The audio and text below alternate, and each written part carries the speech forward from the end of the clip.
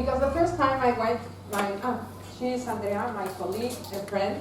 She was my formal teacher, and when I had taken everything she could teach me, she said, "You want to be my partner? Go to Rizzo Hudson and get trained." So she sent me to Rizzo Hudson, and I took the training where Don wasn't there, he was sick. So Don kept on saying, "Be present. You have to be present." And I was thinking I was very dumb, but I said, "What presence is? I don't know what presence is." So I kept on hearing and hearing presence. So I want to make it simple. And she always says, keep it simple, do it homely. You don't have to brag what you know. You have to make people understand. And this is our main principle. I don't want to show off. I don't want to tell you how much I've studied. Well, I'm going to tell you if you want to trust me. But the idea is not to brag, but to teach, to share. So I'm sharing everything I wanted to know 50 years ago. So my life would have been easier. Okay? Well, we have trained with a lot of people. Yes. We have an Enneagram accredited school since 2012. And we also have something that I really love and enjoy. We have a weekly Enneagram show. We started 7 years ago, and the CEO said, "Okay, we have been working with them for 15 years. So they really love the Enneagram, and we got an 8 who said, "I'm going to help you because Andrea, my colleague, is a 6 and I'm a 9. So he said, "Okay, I'll get you to this business." And we started a 10-show series. Okay, we have been doing this for 7 years. Each week it's 350 shows. And we still have a lot to say, to share. And the interesting thing is that we have been doing it with the point of view of Andrea. It has to be easy to understand. Don't show up. And I have to say that I have been looking for podcasts in English, and I haven't found any podcast that does it like we do. And it's not because we are so great, it's because we don't teach the Enneagram. We bring on people and ask them, what is to live with your type? And they share information. It's incredible that it seems that we give them a script. And really, I want you to, my English is not my first language, as you have noticed, but I want to encourage you to do the same. You don't need a public station as we have. You can do internet, YouTube channels, but please do it. Our vision is to change the world through the Enneagram. Coincidence or synchronicity? The same thing that you heard a while ago from our friend. So do it. Spread the word. Spread the word further. Someone wants to listen. Because if we don't do that, Enneagram will never get there. And the second thing I noticed when I heard the Enneagram was, oh wow, this is great. This changed my life. Why don't you teach it everywhere? Schools. Imagine premarital teachings with the Enneagram. Oh, it will spare us a lot of problems. Kids, educate people, CEOs, it would be great. Because one of the things I've discovered, the lowest self-mastery levels are in the CEOs. And it's difficult to tell them the problem of your company is yourself. So it would be great. And then I just finished a book in English, and really finished because I translated in 1 month with the help of a very nice South African woman. It's the result of a master in neuroscience, neurocognitive science and learning. So I want to share in a very, very easy way, and I hope if you don't understand, please ask me. Because another thing that Andrea complains about me, she says, oh, you go all the way up. Come to the ground, come to the ground. So if you feel I'm flying or getting too high, grounded me, because she's not here. But I have Adriana, and she will do. So first of all, I would ask you, what is a mindset? It's a framework which is it's this. Okay, it's a lens, it's a frame, and it's perfect because suddenly I didn't realize that mindset. might have something to do with the Enneagram. So, I look for the definition. It's a way of thinking or mental configuration of a person. And guess what? A set of opinions and mental representations typical of a community, a country, an organization. So if you start here, then you all have to do, we propose 9 kinds of mindset. People are not triggered, they don't get suspicious. So how interesting. And believe me, there's a lot of science behind this, and I can share. But a mindset is useful as a reference point, and we use it all of our life. It helps us save energy. Our brains are really, they are not lazy, but we were designed to live in the jungle, on the bush. So, in the bush, you never know when you're going to have meals. Definitely, you cannot use as much energy to think because you have to survive.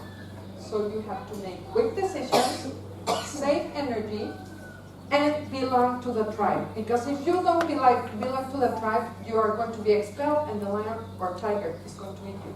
Are you okay with this? Okay, so finally, the main purpose of our mindset is to help us survive. And some neuroscientific facts I want to share with you. And here is where magic starts, okay? Are you ready? Here I put the reference of the book or the theory where I got all this information. If you want, I can share it with you. But there's a journalist, Anne Murphy, who started studying the womb. And she created the theory of the fetal origins. She says that the human beings learn more during gestation than the rest of their lives. First news is that the brain cannot possibly be defined by genes. The brain is too big. So, babies are born with a lot and lots and lots of spare connections, and they cut some of them, and they do more connections to the areas of the brain that are useful in their environment. So we start doing this when we are just in the womb. And first fact is that we are programmed to take care or be aware of the different. Because imagine, right now, and I tell this in Mexico, but here it relates very well. If you're walking on the jungle and you see a beautiful orange animal with black stripes, I cannot go, observe, and feel, he might be a nice little kitty. Do you think he might eat me? I don't have time. I have to take quick response to this. Is that correct? Well, so different. If I don't see someone that looks just like me, I should be running away. This could be the origin of discrimination. And that's why we tend to mingle with people that are just like us. So the Enneagram is the best gift the Enneagram gives us, is that it shows us that people like me are going to have the same bias. People that are not like me are going to give me a good point of view that I don't know. This is the first gift that Enneagram gives us. Okay? So, one thing I tell CEOs, leaders, tell me who you hire. People I feel comfortable with. Great. Who do you ask your clients? Do you do surveys with your clients? Of course, I always do them. Do you do out surveys when someone leaves? Do you ask him, why did you leave? No? Okay. So you're asking your friends. It's as when we get mad with our partner, we go to our friend and we say, oh, my husband, do you know what he did? No, tell me. He did this. Oh, no. Send him away. He's the worst. But we never go to that friend that will tell us, I told you, you were being naughty. Because we don't want to listen to that. So the first thing we have to program on our brain is that the important information is there with people we don't like, not with people that are like us. Yeah? But our brain wants to be comfortable, use less energy, and keep us in the comfort zone. Next fact. Reality is not what you think, but everybody thinks I'm right, and if I'm right, you might be wrong. Is that so? Okay, so now we are going to do a concentration test, and I want you to be very, very careful, because I'm going going to put a video. It's very old, but it still works. And I want to pay attention on how many times the basketball players in white pass the ball. Okay? I want you to count and then let me know how many times they pass the ball.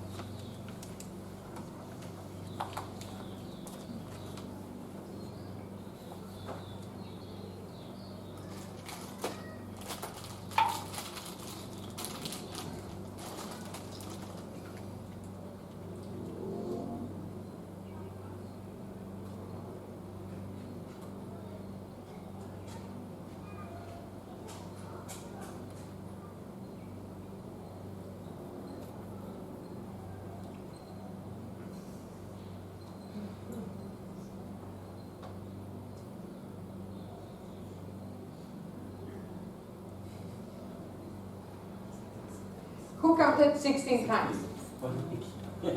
Okay, who did 15? Less than 15? More than 16? Who saw the gorilla? Okay, half of the people. And did you notice anything else? No? Someone late. Someone late. Yeah. Black person late. I can hear. She says They left? one person left. Ah, okay. Left. Sorry. Yeah. Thank you. And another thing, nothing else? Because this is a redone of the original one, so it has a little more changes in it. So you're going to have fun. For those who think that there wasn't a gorilla, I have news for you.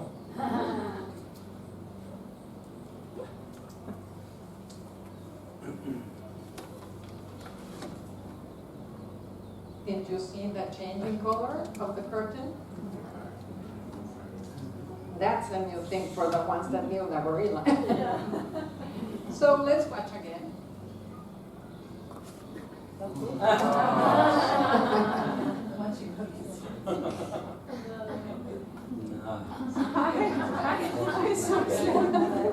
So, as you can see, it's good. This is a normal thing from our brain. We couldn't concentrate in one thing if we had to put attention to everything. So I was naughty. I told you, please pay attention to the white. I gave your brain the order to focus on the white. And many people say that they noticed something black that came in the way and they couldn't count. And our brain is so great that we keep it apart, okay? But that gives us the possibility to focus on something. So we can concentrate, we can read, we can see the movie, because if not we would go crazy, okay? Do you know how many inputs we can perceive, our brain can get? It's incredible, and you won't believe me, but eyes can perceive 10 million bits of information per second. Our skin, only 1 million. Our ears, 100,000 million. Smell, 100,000. Taste, 1,000. That makes up 11,201,000 beats per second. Okay, how many beats do you think we can process in our brain consciously per minute, per second? Oh, a little bit more. 7? Oh, much more. 50. Yeah. Dr. Joe Dispenza says that we can process 50 bits per second of information consciously. That means, ladies and gentlemen, that the rest of the 11,296,000 bits go all the way to your brain and you didn't notice. So maybe reality is not what you think. Okay? Can I ask something? Yes? What if your mind is not conscious? Then what? Maybe it's one thing, as you said. Exactly. No, your mind is always conscious, and I'm going to explain it, but the problem is on what you focus. And I'm going to talk about that a little bit later, okay? So, there's something called the reticular activation system. When I was here 3 years ago, I talked about the Broadbent filter, and I still use it because it's really easy to understand what happens. But the real word is the reticular activation system. In reality, what happens? We have 11 million of stimulus going through our brain or through our senses, and our brain has to decide. So we have an attention system, and then that attention system passes information to the limbic system. For those who attended some neuroscientific talks, we know that the limbic is the one that decides, trigger or don't trigger, okay? So far so good.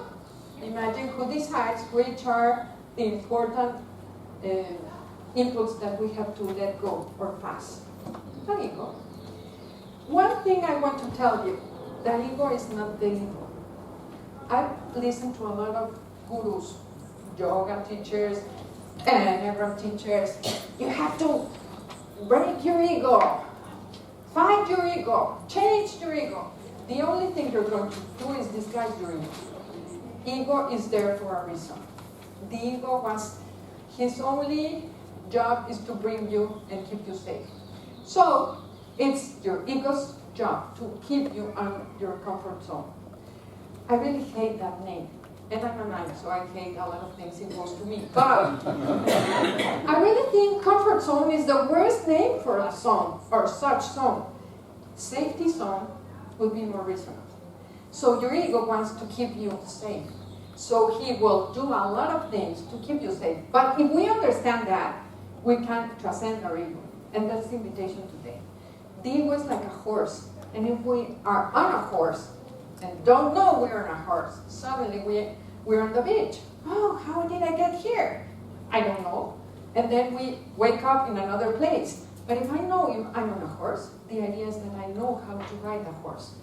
And I'm going to use my ego or my personality whenever I need it. And it's so nice to use it when you know you have it. First people say, oh no, I don't do that. But once you catch it and you see what you don't like of yourself, you can use it whenever you like it. And that's great, the power, especially for nights. I really have done it. 2 years ago, I had a problem with an 8. We were in a big training, and this 8, it was in Mexico, so you don't know that sad man. No, it's not Claudio. It was a teacher, one that helped him, so you don't know him because he doesn't travel, he just works in Mexico.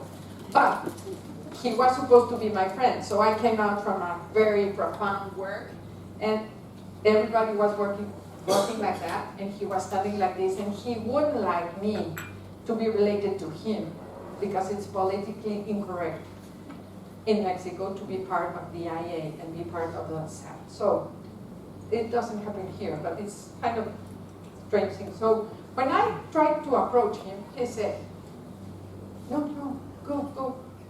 I never spoke to him again. And he was the vice president of the IA in Mexico, and I was the president. And we never spoke to each other again. And I said, I don't care. Go to hell, my friend. But that is using my 9-ish, my 9 ego, when I want. But I've done differently with my kids, with my husband, with my friends. I learned to do something different, to address them, to talk. But yeah, you can use it. It's your horse. But be responsible for what you're doing, okay?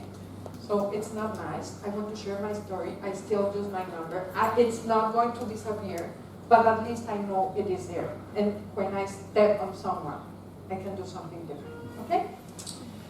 Next scientific factor comes from Carol Dweck. Have you heard Carol Dweck and her book, Mindset? Okay, I'm going to tell you why she was wrong. Well, in Mexico, another thing we do is invite a lot of people to the radio show. And there's this lady that's a specialist in Mexico in education, neuroeducation and everything. She said, oh, Carol Dweck doesn't know anything. There's no such thing as a fixed mindset or growth mindset. So I said, maybe both can coexist. I'm right. That's a great advantage. So I decided that yes, your brain would rather be right than happy. This is another fact. It's real. How many times have you gone to the movie with your significant other, let's say spouse, and you give her the keys? And you go out from the movie and say, okay, can you give me the car keys? To me? No, you didn't give me anything. And you say, yeah, I then gave them to you. No, and you can fight, and then you say, okay, please can you check? Maybe they are there, and you put them here. You didn't give it to me. Have that happened to you? Have you lost your keys? Have you looked for your keys and then suddenly appear in the same place you have looked for 5 times? What do you think has happened? The same as the gorilla. If you tell your brain, I lost my keys, guess what? Your brain prefers you to be right and happy. So you're not going to find the keys. If you ask yourself, is there any way I can do this differently? Your brain is going to work for you. But if not, it's going to keep your life. Okay? So next time, don't do statements. And these coaches do it a lot. They say, ask a question. Ask yourself a question. And your subconscious is going to start working for an answer. Okay? Brain is going to spare the less energy possible. So don't let it do that. There are 2 mindsets. One is the fixed mindset, which I have to say in Mexico, education has enhanced greatly. Because if you were asked at 8 years of age, how much is 4 plus 4? And you said, I don't know. The teacher said, wrong. 5. At least in Mexico, that was our education. And it's still quite that way. So our brain learned, you have to be right. If not, you're in trouble. So I was telling in Portugal to the people, jet is the best word you can introduce to any place. Imagine, go to that place where you were asked something that you really didn't know. Which was the reaction of your teacher? Everybody can recall that? The humiliation of not knowing?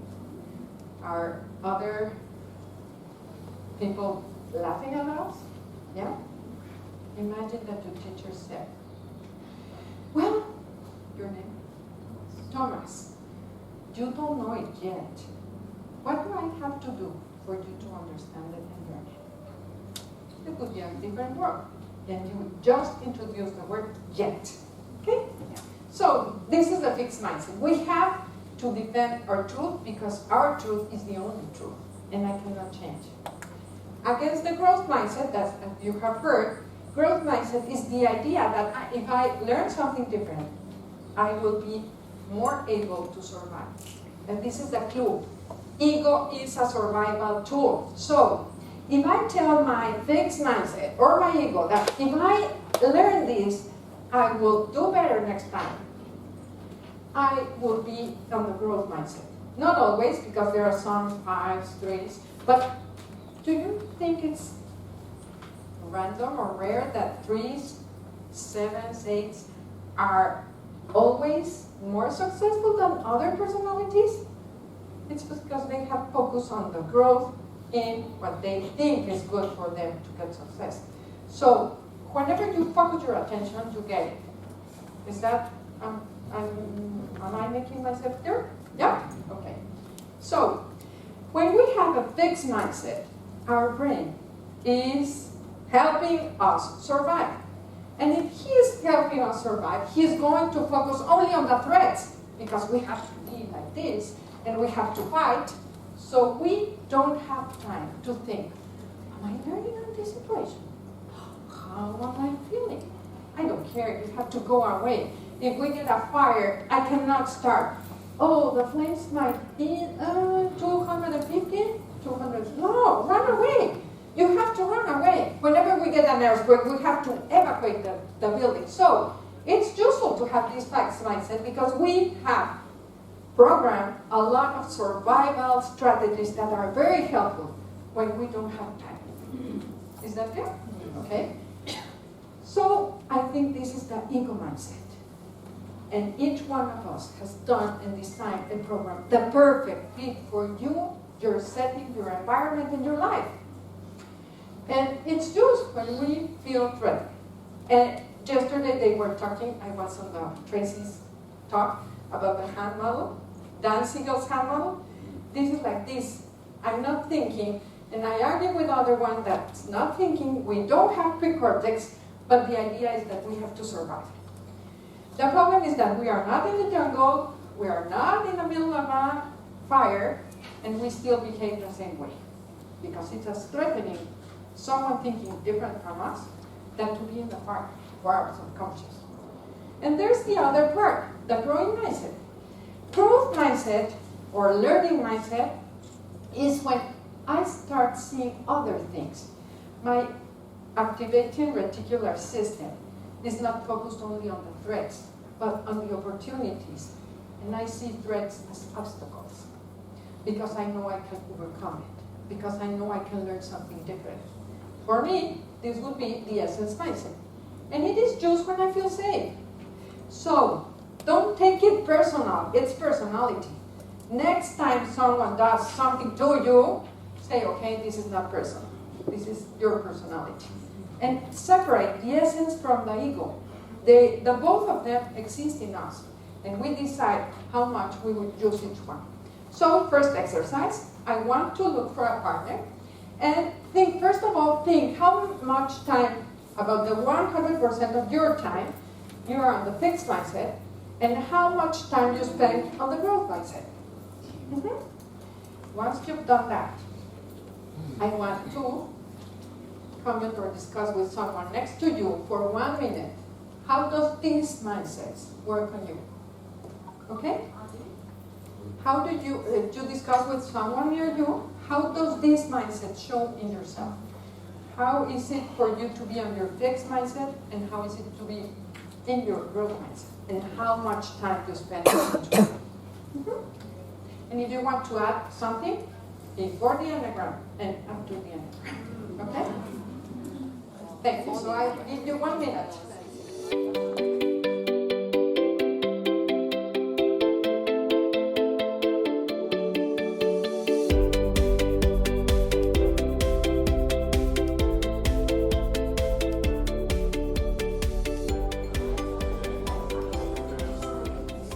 Thank you.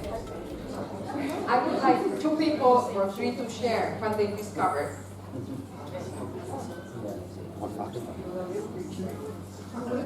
What I'm wondering about is sense, because it really makes sense that either or, but it's also like they can be mix. Yeah. Of course. So, and you can play with that in a way. Dealing with more or less awareness. She was asking, Maya, yeah. She was saying that it's a mix of both. Yeah, definitely. It's not a one or the other. We are a combination of both. And one of the things I like to talk about, because Klaus talked about that, the levels of integration, I have 2 possibilities. One is your chronic level of awareness, which would be how fixed is your mindset generally, and the other one is your temporary. So that's the one that moves a lot. But we have a certain mindset. It can be growth mindset primarily, or fixed mindset. Okay? Another one? Someone else? It's okay? Yeah, it was. I've noticed since I've been meditating that I'm more in the growth. And I'm 6, so I used to be pretty fixed. But now, and the nice thing about it is it happens much more naturally. So it's kind of almost happened without me. I kind of think, oh, it wasn't said that thing, did that. It's not even deliberate. Okay, thank you. Anyone? I can just speak to that. Okay. I noticed that depending on my context, I'm more fixed with growth. So usually I find myself a lot in growth, I'm a 3, but in my family, I'm definitely more my fixed growth. Thank you. And does that make sense? If you feel threatened or you feel comfortable, you're going to go to the fixed or the growth. We have here and then. Sure. I'm Shanna, and what's coming up for me is that when I go to my line of stress, my matrix is 7. So when I go to the 1, it's usually the low side of the 1, and I'm in a fixed mindset. That's usually a trigger for me of like, I've gone to that place, and so how can I tap into the 5 or the 7 for the growth, Okay. or the high side of the 1. Thank you. Yeah, I think it's an elevator. I say you can go up and down the elevator all day long. The basement, obviously, is the worst part of us. We want to hide it.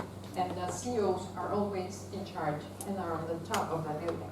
So it's like the level of consciousness. When you're on the top floor, you have a lot of good sides, and you have more clarity, you have better decisions. And your ego, what does is just restrains and keeps you to look for threats instead of seeing possibilities.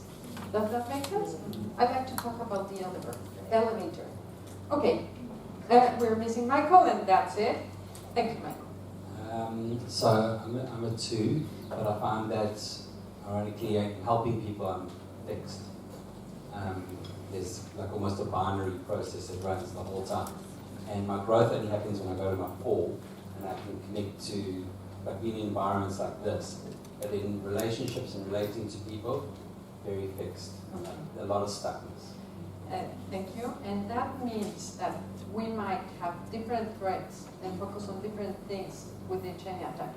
So I want you to notice this, but because we are going to split into types, and I want each type to design what did your ego have to do and to design a brain structure that can keep this basic belief.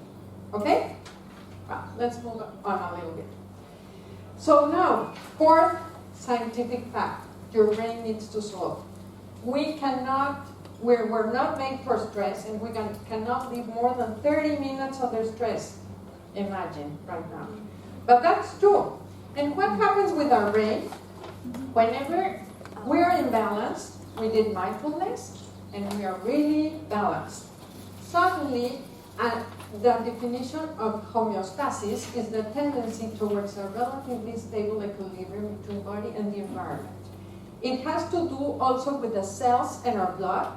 For example, when we get drunk, what happens is that we have a lot of alcohol in the blood, and our cells throw away water in order to balance the concentration of alcohol or dilute the alcohol outside. That's what we get the, how do you say it? The hangover, okay? So we look for balance in our bodies, outside and inside our bodies, and there's a theory in a book called The Strange Order of Things that wrote Antonio Damasio that says that society works the same way. So the more radical we get in one part, the more radical the other part is going to get. And we can see it in politics right now, okay? So it's interesting to see how we seek for homeostasis everywhere, in every place, okay?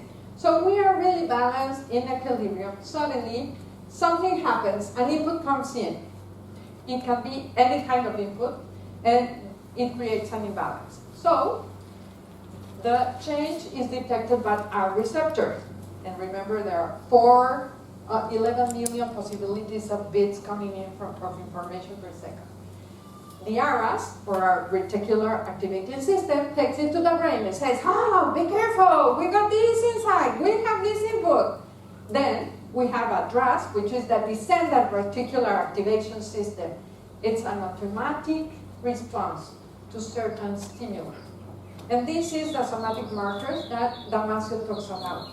So our ego is that. Don't take it personal. Whenever you see someone angry, you have to say, sorry, if you're not. Or whenever you see someone in need, you have to go and help. So it's driven. You are not deciding anything.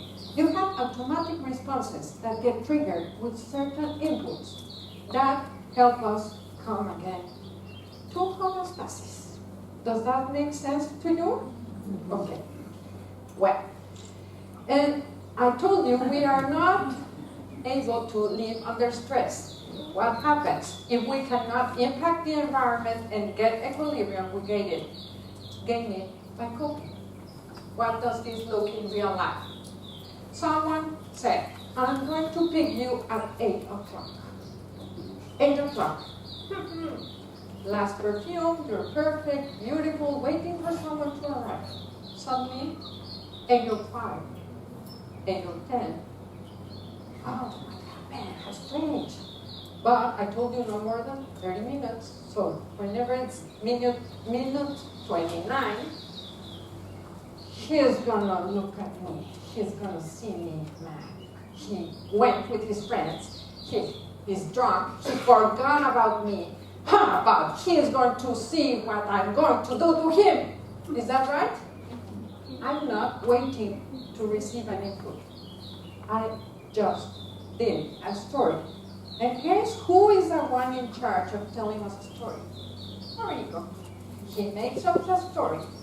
Yeah, you're a 4. Yeah, I knew it. It always happens the same way. I don't know why they teach those to me. So, our ego makes up a story. Really interesting stories. And you can start observing yourself. What crazy things your ego tells you. Okay? So stress is generated by the imbalance of the energy inside and outside. And our brain needs to cope, needs to find equilibrium again. And this is a theory from Lou Tice, who was the founder of Pacific Institute. And one of the first big important jobs he did was here in South Africa, helping the government to try and fight against the beliefs and segregation and everything. He also designed the training, mental training for the United States swimmers, for the China divers, and he worked with Ireland also, so he knew what he did. And in simplifying his theory, he says that we have motivation to change. That's a driving force. But we have resistance, which is a resistance force. That is our ego. Don't move. Don't move. Don't ask for more salary. It's okay. We can manage. If they say no, they might fire you. So don't move. Or you have to fight for your rights. Okay? So whenever there's the same energy on one side and the other, we are in balance. And we are on that hideously cold comfort zone. Okay? But we are safe. Is that true? So we have to survive, and our ego wants us to survive. He doesn't want us to be happy. The bad news, that is your responsibility. He only will keep you alive. Because you know what? They want your genes for the next generation. And the only work and job that the ego has is that your genes go to the next generation. Survival of the species before survival of the individual. So if you want to be happy, if you want to have a better life, you're the I'm going to tell you why, okay? What happens when you have this kind of motivation and that kind of resistance? For example, I'm going to lose 10 kilos from now. I have a lot, of course, but suddenly I start remembering the labels I got from when I was a kid. I don't know if you do it here, but in Mexico it's, oh, gordita. Gordita is fatty. And it's so nice to call someone, ah, la gordita. And la gordita has been la gordita for 40 years. So whenever you want to lose 10 pounds, you're not losing 10 pounds. You're losing yourself. You are la gordita de mama. And she loves your cheeks. And you have heard, oh, those thinny, skinny girls that have nothing to touch. My God. So you have to fight with a lot of resistance. So Lou Tice says that we have, it's stress, do you know? It's a lot of stress that's generated from those ways of thinking. So we have something that Lou Tice calls the creative unconscious. And the creative unconscious is the part of us that's in charge of solving those differences and coming back to homeostasis. Okay? Does that make sense? So, the creative unconscious is going to save energy. It's going to make quick decisions. So, it's going to give you one reason why you shouldn't try it. Wait till Christmas is on the front of the corner. Wait after Christmas. Now you're going to go to South Africa. Do you believe not having those such beautiful plates that they are going to serve? No, no way. Whenever you go back, okay? Have you heard that kind of thoughts? Okay. No, this is the ego mind. Learn and know that your ego mind wants you to say. So unless you demonstrate your ego that you are going to be safe, even though you don't do what he wants you to do, you're not going to do it. You have to do something different. If I have high motivation, this is another example, but low resistance, what's going to happen with your unconscious mind that is really lazy wants to save energy and has to resolve this eustress. He is going to give you saving energy and making quick decisions a list of how to do it. Have you noticed that? And here's the first thing. There are certain types that have this view. You tell me I cannot do it. So they have this view, mainly, it's not growth, it's just that it's easier to get it or go for it than stay back. And there are other types that used to, no, don't move, stay here. You better not change. So it doesn't mean that one is better than the other. I want you to understand how the type works for you and how the resistance works for you, okay? Because 8s might need a little bit of resistance and we would need a lot more motivation as 9s. So it doesn't mean one is better. But whenever we are on the growth mindset, we have stopped seeing resistance and motivation. We have only the wish to grow. So then the motivation is to do a better life, to be healthier. Because you know something, the brain always gets what he wants. The unconscious always wins. And I'm sorry to say it. And I discovered it in a very, very bad way.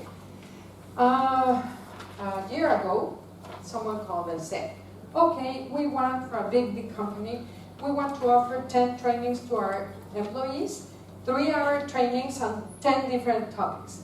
When I talk about the Enneagram, she said, oh, this is very interesting. We might have 3 talks about the Enneagram and the other 7 on other topics. I said, yes, okay. Now you have to come and present to the CEO, RH CEO, and the main CEOs of the country. There were 20 people. So here I am, presenting, and I did a splendid job. I really did it so well that at the end, the CEO, RH, I don't know how you call it, the German, said, this is so great. And 8, we have to do this on the whole company. We have to do a different budget, not 3 hours. We have to do it part of our company. And I was so happy, but guess what? I didn't get the 3-hour training, and I didn't get the big budget to change the world and the company with the Enneagram. So I learned that what I wanted unconsciously was to demonstrate that I, as a 9, was worthy.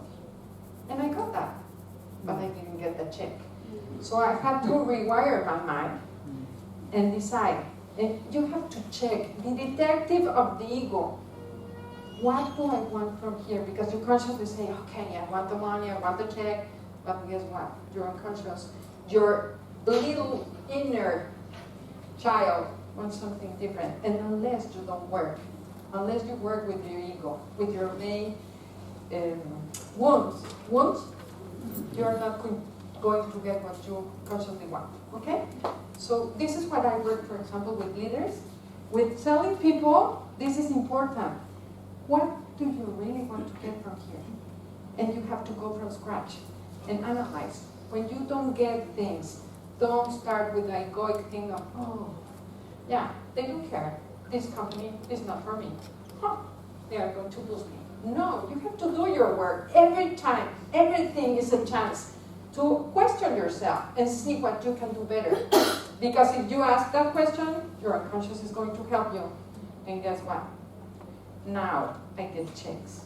I don't get applauses. Well, I hope I get one. It's different. When I started doing that, and this I learned in a selling mindset training, but if you're tired of using the box and you really decide you want to buy a car, what happens is you get stressed. Stress is positive stress. It's anxiety. I want to do it. So you have a lot of motivation and little resistance. And magically, something happens. Your unconscious is going to pay attention and recalibrate your articular system. And you are going to notice red cars everywhere. Has someone been pregnant? The moment you get pregnant, you see a lot of women pregnant. Oh, how many people are having babies right now? No, it's that you pay attention on pregnant women. The minute you want a Ferrari, you start noticing Ferraris in the streets. It's not that there are more Ferraris, it's that you're focusing your attention on that. Next point, you receive offers from car dealers, and a friend sells a red car. So suddenly everything aligns. So you get what you want. And this is the secret. But the secret is not to go into their bathroom and declarate, I am going to be rich, I am going to be rich. No. The secret is that you align your body, your mind, and your soul to what you want to get or do or be in life. And consistently and systematically work for it. Okay? Does that make sense? Yes? Any questions so far? Right. Now, I run a lot, but this is the way I present people the Enneagram. I tell them, I prove that reality is not as they think. I prove to them that you think in another way. And once they understand that, I say, okay, now we are going to see the 9 models of ego and why and how they work, okay? So, personality or ego is basic construction of reality that we use as a reference for our life. So we have to understand that the ego is not something we have to fight with. Who thinks or have been taught that you have to destroy your ego, change it, it's our enemy, you don't have to live with it. You are not going to get away from your ego. You are not going to get rid of the ego. You can manage it, you can own it, you can transform it, and the invitation is to actualize it. Because now, what I discovered is that this construction of life, we make it, guess what? At what age? 6, 7, maybe 10 years old, or 18 the month. I don't think it gets so far. I have a little niece that she was an 8 since she was 1 year old. So many kids really show their type very small. And my mom says that I never cried when I woke up. Until my sister was born, she started crying, but I didn't cry when I woke up. I learned to be quiet and not to disturb anybody. And someday they will come for me. So I think we learned very, very little. And I understood a lot of things when I understood this. So remember, the mindset is a reference point. It's to save energy. It helps us saving energy. It helps us making quick decisions. And it also helps us to belong. Because for survival, I need to belong when I'm a kid. I'm not going to go inside all of this, but I made a crazy proposal. I think, and this is mine, I'm not going to put responsibility on anybody. I think that 3 instincts, self-rest, social, and sexual, are survival instincts. So we transform, and imagine you are 3 years old, and you see the world, big people. If we are 3 years old, we see adults like this size. So imagine you have an angry parent this size. Oh my God. If I can trust no one, I might turn out to prepare to be self-rest. I don't know if I can trust them. I don't know if they are going to give me, so I'm going to save something for me and try to reduce my needs. And each type does it differently. But what if you have one family and you know you have to cope with the rules of the family? So I might turn out to be asocial, because if I do whatever I'm asked to, I will survive because these giants will take care of me. And what if no one seems to be reliable but my mom? Oh no, as long as my mom loves me, I will survive. So I will end up being sexual. So that's a crazy idea. Well, I have a lot of support, not just my crazy idea, but that might change the way we see the basic needs, Maslow's pyramid. So again, I read an article that said, oh, Maslow didn't know very well because sometimes some people show one and sometimes people show another. And I think, oh, if Maslow knew the Enneagram, he would do this. Do his pyramid, and here he would put food, socializing, and the 3 basic needs. Instead of being like this, I would put them like this. And then everything would be understood better. Okay, this is another note. So at the end, our ego is our mindset. Is it okay? So we have to talk about the mindset, and we don't have to go into that guru-ish thing if we don't want. At least not the first time we meet someone, okay? And imagine my partner says, let's go to the gym together. Oh, how lovely. Yes, let's go. But success, I guess, that have already thought, he says so because this is it. So the problem is not what you say or what you listen. It's the way you think about what you listen. And the conclusion you got to this, because you will feel great. Is that right? So we don't have to change our actions. And here is the difference between the Enneagram and other tools. Is there any 8 here? Have you been told, please control yourself? Don't talk that much? Would you like to do it? 9s, have they told you sometimes, be more assertive? Say what you're thinking. Have you been told that? Okay, so we don't do it not because we don't know we have to do it. It's because we cannot do it. What happens is that my actions are triggered by my feelings, and my feelings by my thoughts. But my thoughts are distorted by my ego. So it's not about changing your actions, it's about changing your beliefs. And I think this is a big difference. When you understand that your mindset is producing your brain, is structuring your brain, is cutting away connections or inputs, leaving out inputs that I should be seeing. Once I change my mindset, once I change my way of thinking, my beliefs, I will change and the world will change for me. So that's my proposal. And let's see how this happens. Imagine you're a little kid, and that little kid is living in a little cradle, and I'm going to use the 7 because I like that.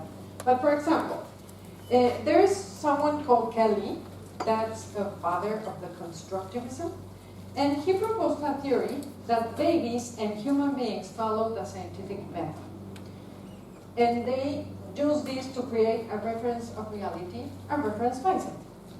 So, if someone has seen a baby around 1 year of age that throws away things, have you noticed that they throw it away?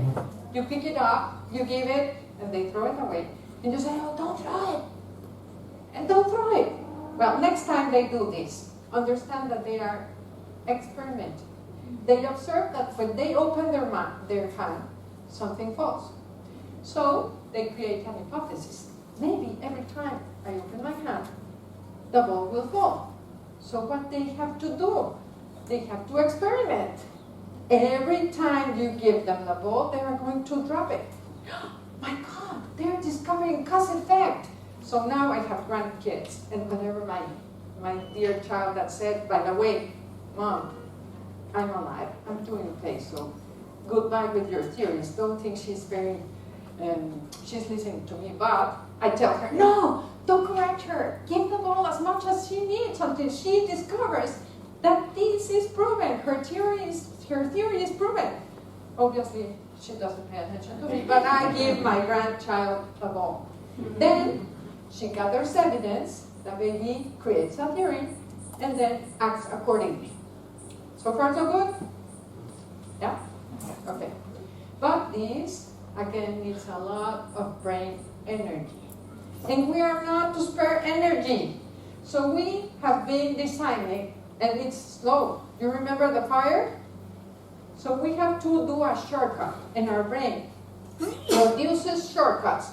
Whenever we have been proven, for example, if I cry, my mom gets mad, spanks me, and hits me. I do it once, I do it twice, I do it 3 times, 4 times, 100 times. Okay.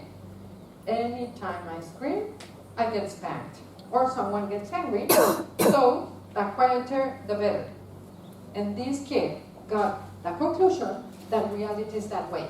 And then we go outside to the world and start producing or reproducing ourselves in others.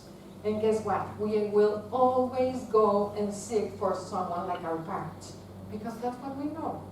Or we change and try to choose someone who's just the other way around. But it's another side of the same coin. So as long as we work with us, if we don't work with us, we will be in the same hell with different devil. Okay? So Antonio Damasio calls this a somatic marker. Every time something happens on the environment, I have to do this. And I do it once and twice and three. For example, who of you know how to drive? How long did it take you to drive? 2 years? Yes?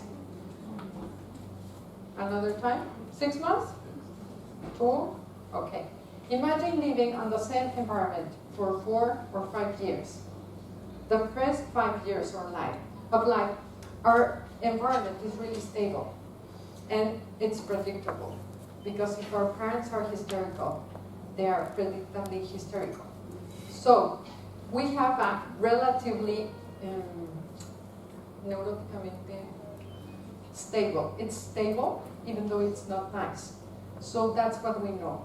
That is why it's so different to change, because that is what I know. And I have to change my way of seeing that in order to change myself and search for something different, okay? For example, in Mexico we have the same kind of society that we have here. And, well, I don't know if it's the same way, but women are really undervalued, underpaid, and there's something called the crystal ceiling. And there's also a lot of violence, gender, social discrimination, a lot of things going on in Mexico. What I've discovered is that people that receive discrimination, people that receive bullying, in the bottom of their heart, they feel they deserve it. That's why they stand it. So it's not about going and fighting the fighter. It's not about fighting the bully. It's fighting your beliefs, that you believe that you deserve that. And we have to change that. And I think the Enneagram can do that. We have to give people the hope. We have to give people the hope that we can change our lives. We can change the world by changing ourselves. If we stand up, no one is going to stand up on us. And I have to share my story. It's true. So, I get input. My attention system is directed by my ego. And then my limbic system evaluates the inputs and triggers something that's called the short response. It takes 100 milliseconds to do the panic button and go to the ego mindset. React, because it's a survival tool, okay? Have you ever walked on the street, you see something black and you go, oh, a snake, and then you say, oh no, it's a cord, and you continue walking? Those are the two kinds of responses we get.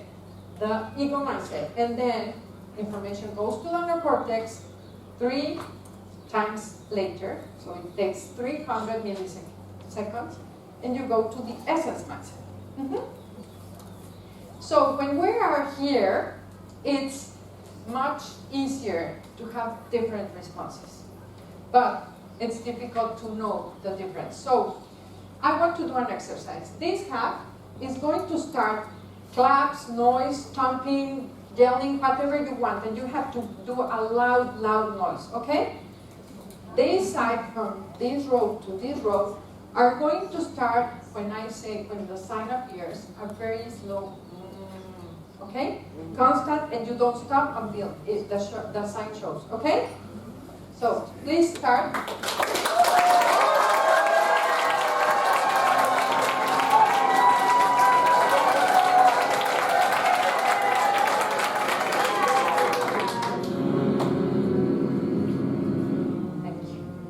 So, the essence voice, the essence mind is always talking. The problem is that we are not listening. So wisdom is always there for us. Essence is always teaching us. Essence always wants to guide us. But we sometimes pay more attention to our ego than to our essence. And kids know that. They know intuitively that they have to trust their soul. The soul is always there. It's nothing we have to work. It's nothing we have to do. For me, it's stop doing what you have been doing neurotically. And let your soul talk to you. Listen to your soul, and your life will change. So, imagine, this is another crazy theory. We have to finish at 1? Yeah. No, what okay.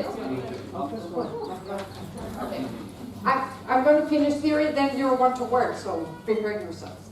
But another thing I've discovered is that the brain is not that difficult and not that complicated as they wanted to paint it, the neuroscientists.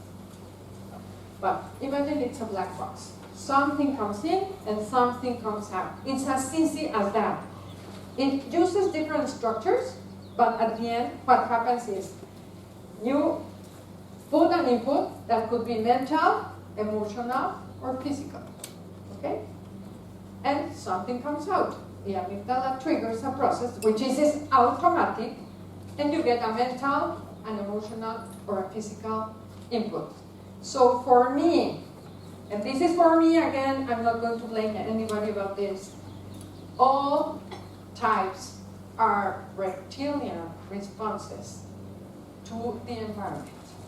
The way we respond can be gut, mind or heart. And we can get inputs from the heart, from the mind, and from the gut. But they are all the same thing. It's not that, oh, I just might have more.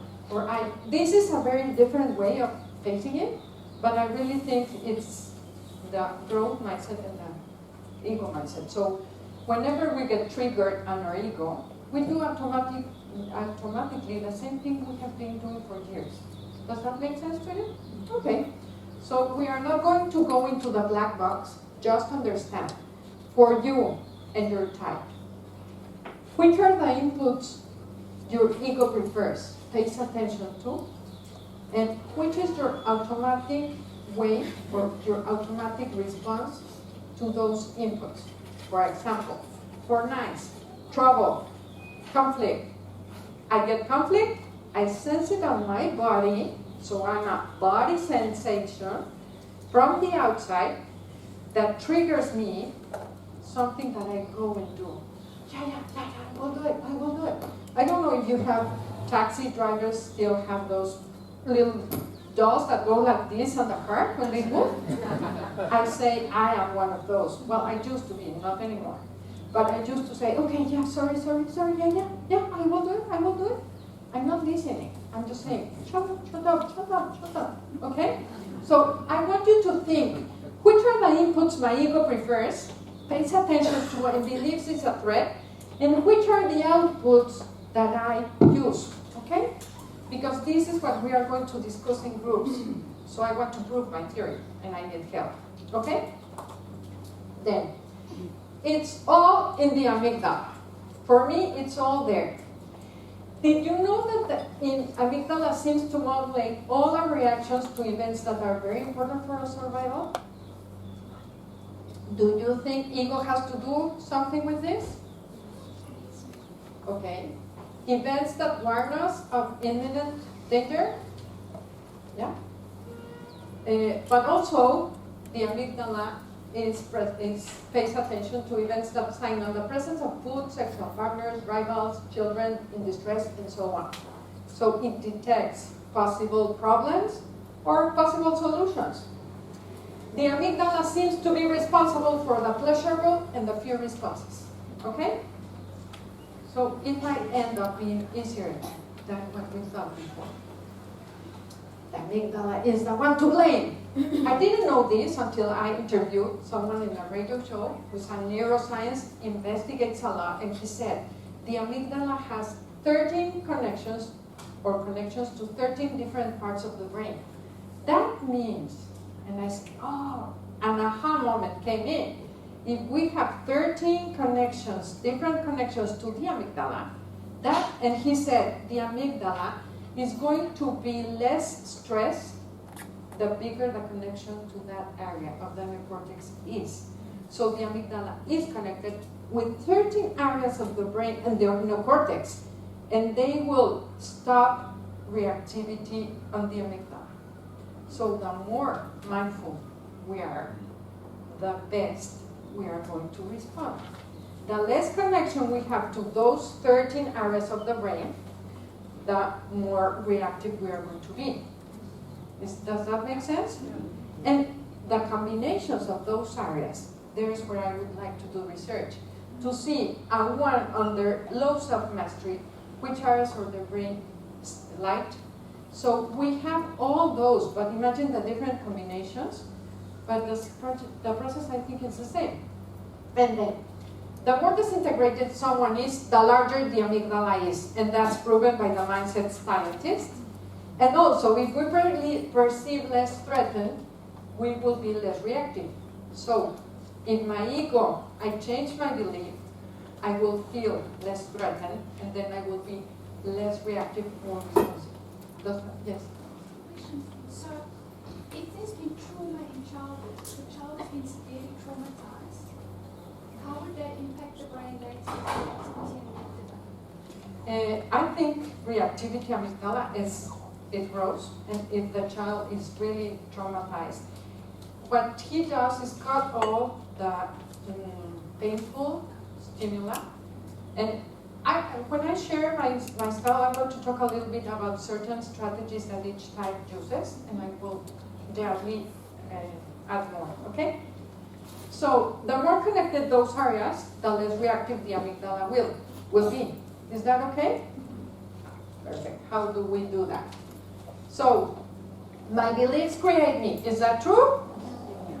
I am my self-image. And this is how I present it. I don't say there are 9 types, and I don't say anything. I just say there are some different self-images. Okay? So, the ego is the strategy we use to survive. So we better thank him. Because imagine if we didn't get the ego, we could sense reality and see how incapable our parents were, how little in touch they were with us emotionally. So the ego really protected us from our parents. It structured the brain, and our ego gives us a unique talent. Something very nice about the ego, and I want to think on this. And I want you to think, what good ability you have that nobody has, thanks to your ego. One thing that your ego made you better than no one. It could be for 6s, I detect danger. Or for 3s, I can see opportunities. For 9s, I can see how we can all get together. So you're good at something thanks to your ego. You're really great at doing something because you have been doing it for 20, 30, 40 years. You're good at it. So thank that ego for that special talent you got thanks to it. Okay? So please think of something and write it down.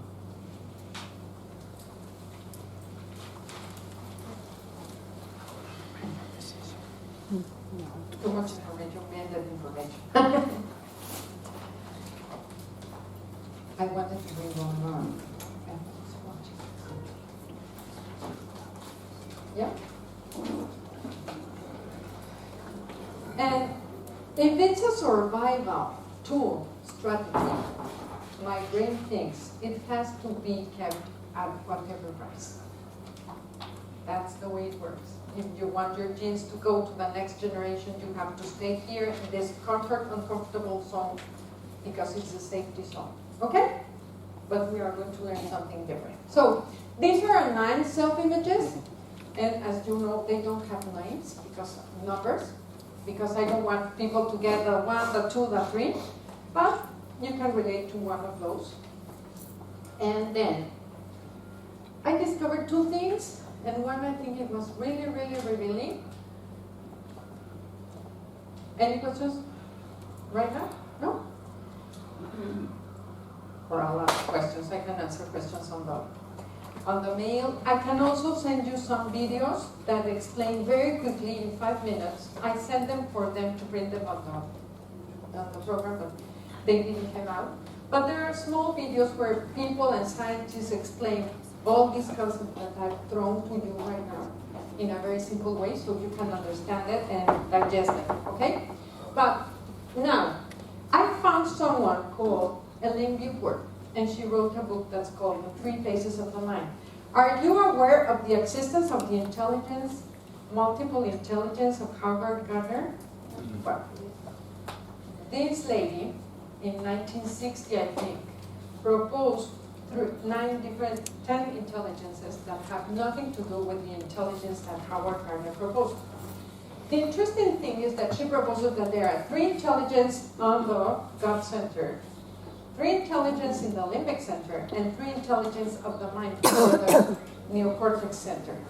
So when I read that, I said, wow, this might help us. And then I read them and said, wow, it describes each type. And there's another intelligence called the intuition. So I said, that is the essence.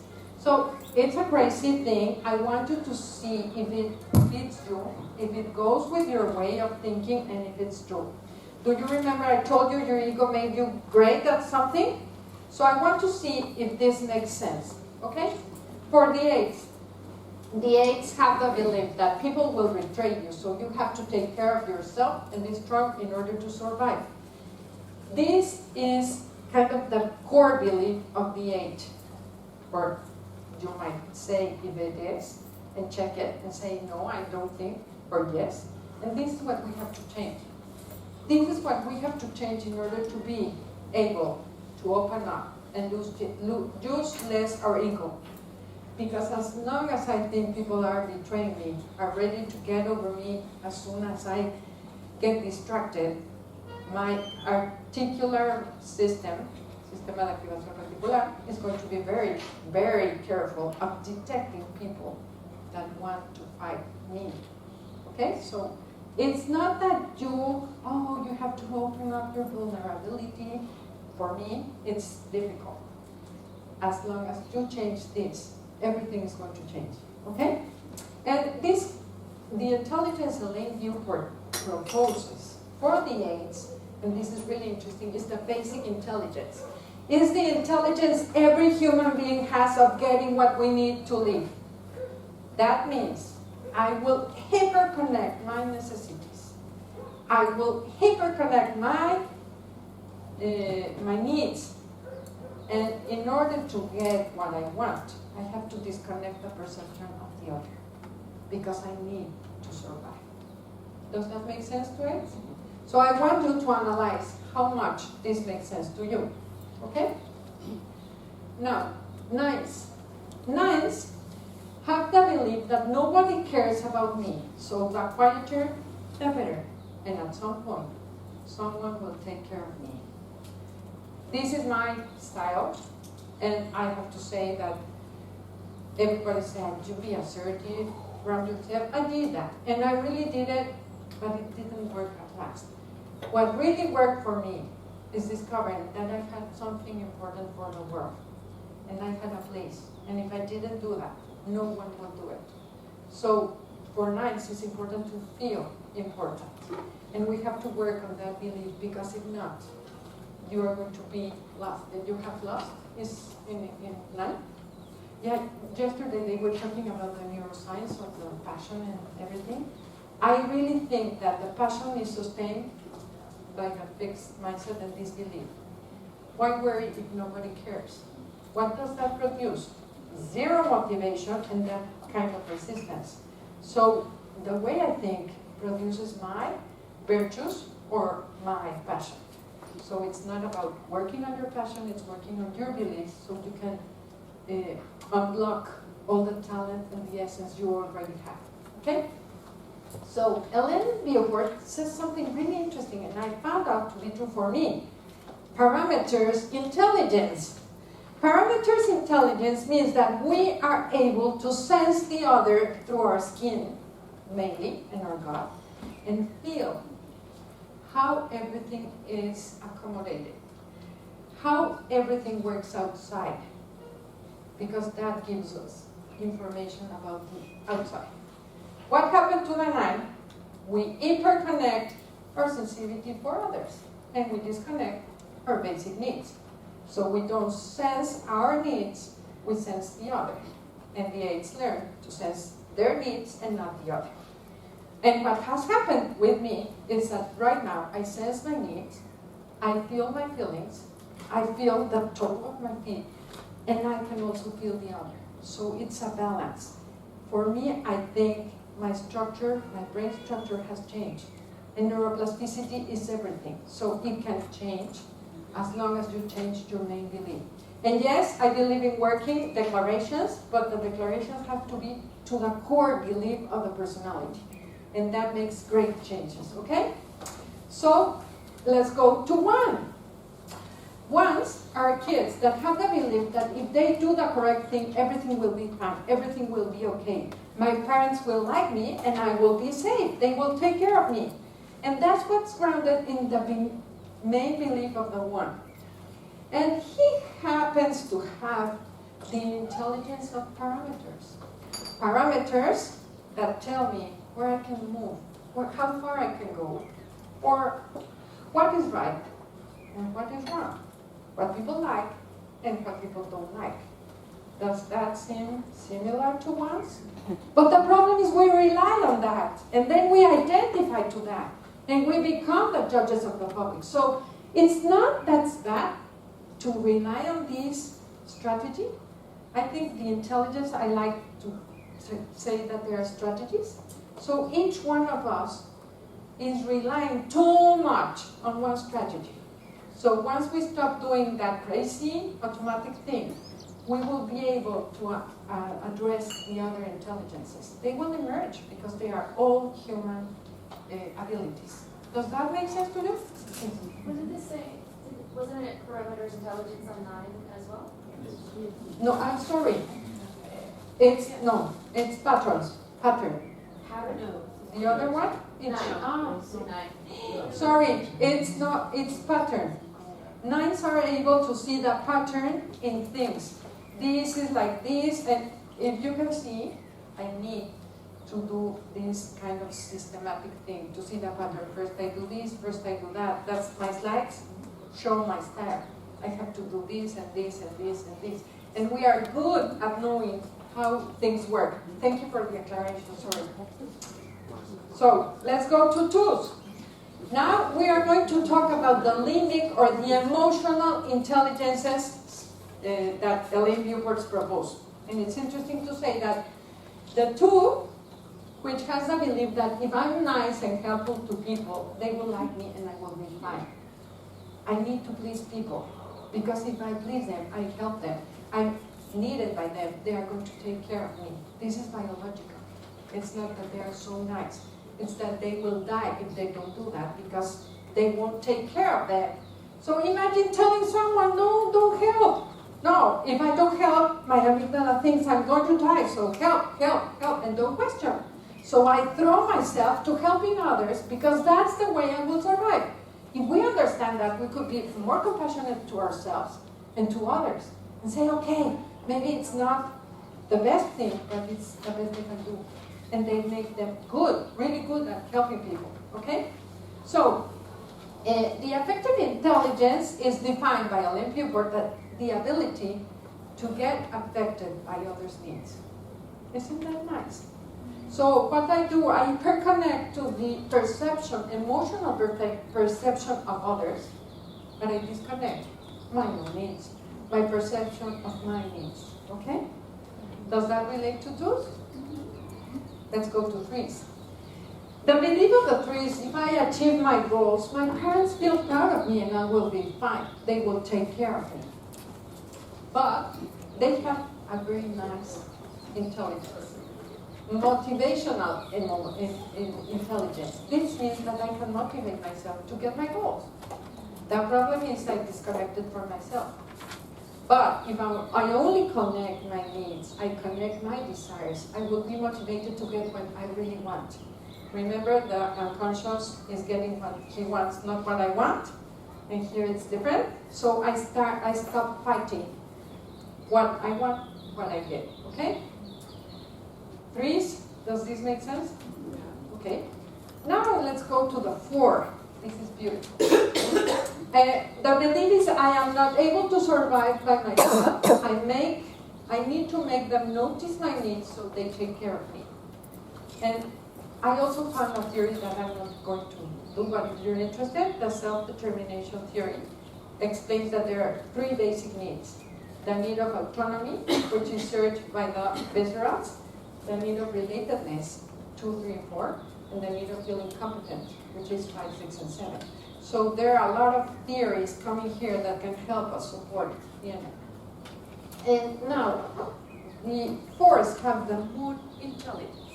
And this is the ability to let myself be affected by the mood I'm in right now, by my emotions, get the information and get outside of it. Klaus was saying that, how am I able, in the middle of my grief, to be here standing, he said, to teach. And that's the ability that all human beings have. We have the option to let my feelings tell me what I'm feeling, what I need, or get out of them to go to the survival mode. So the problem of the 4 is that they go so deep inside that they feel they are nothing if they are not feeling. But this is just one of the 9 intelligence we've got. Okay? So this is for 4s. Now we move to the head space. 5s believe my parents are not able to take care of me. They realize that we are really unexperts. And I have to prepare myself and reduce my needs to a minimum in order to survive.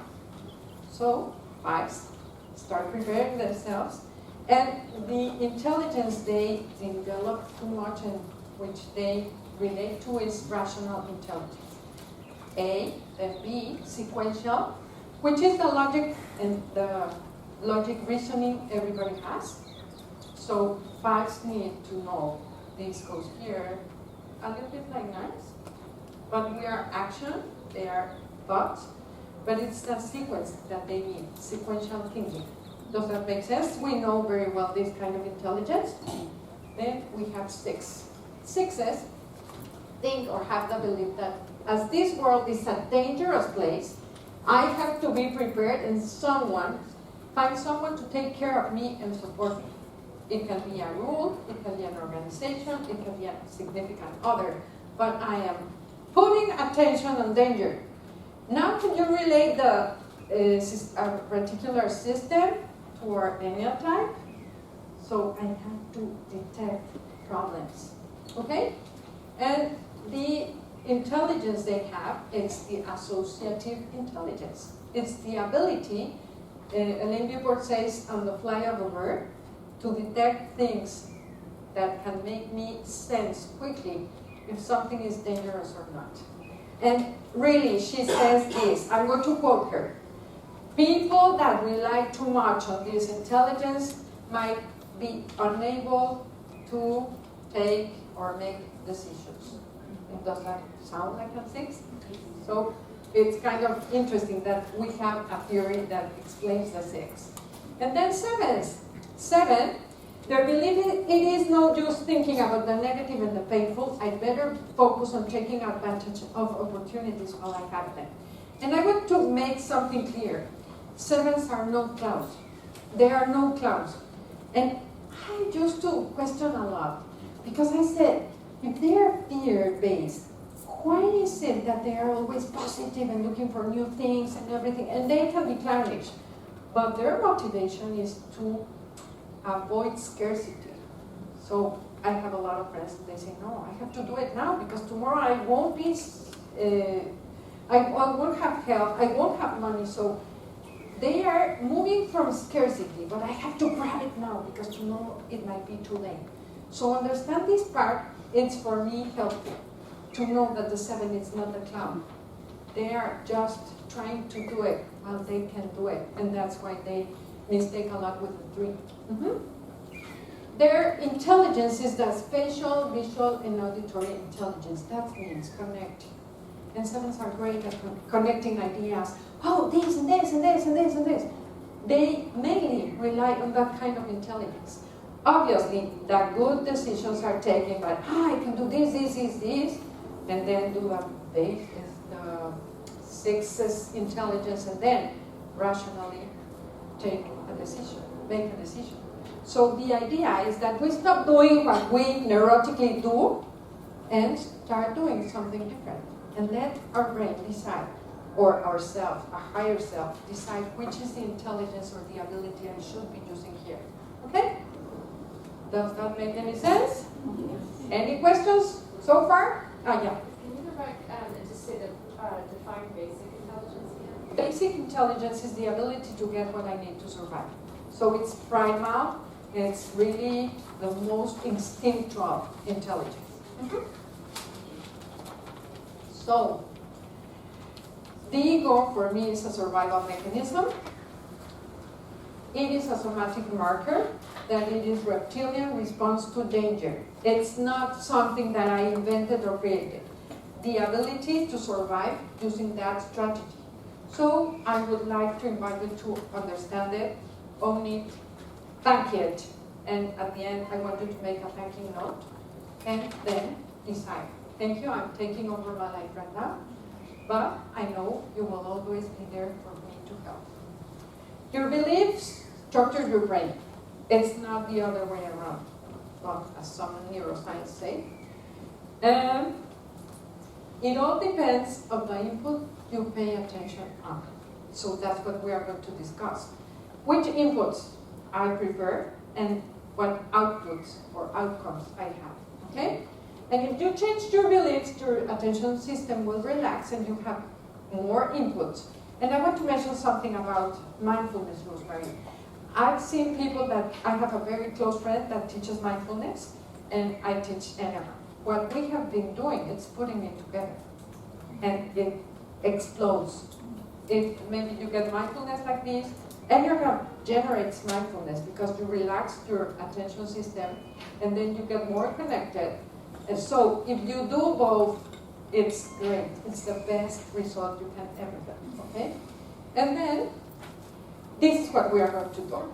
I want you to get divided in groups or to get gathered in groups and discuss. Do you agree that ego or Enneatype is a survival strategy? You can say no, it's okay for me. I don't feel mixed or dismissed if you say no.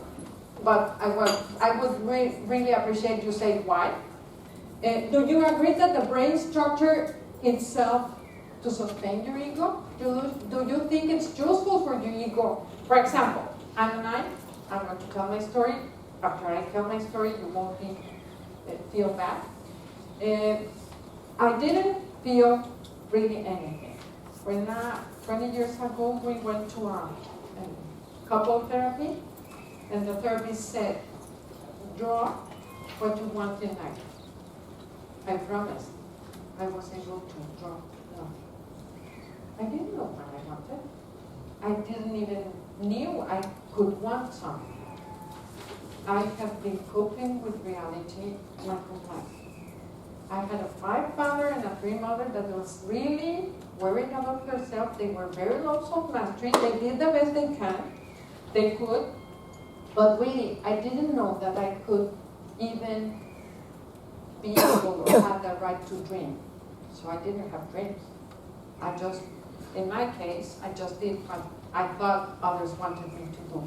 I said what I thought others wanted to hear. And I felt nothing, okay? So that was me 20 years ago. I found the Enneagram 15 years ago. Suddenly, what happened one day, after 5 years more or less, I felt, and my husband said, why every time you talk to your mother you get so angry? I said, me? Sweet, angry?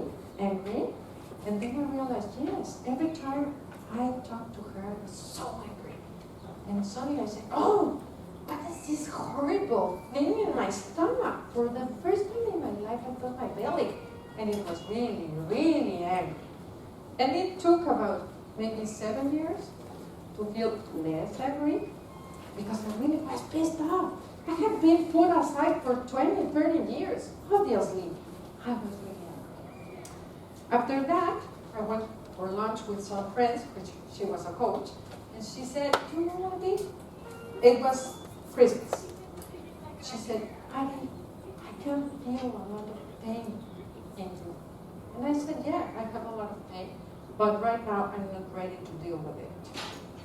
And then, in July, we went to the conference in the United States, and I took a training with Ginger, coaching with the Enneagram.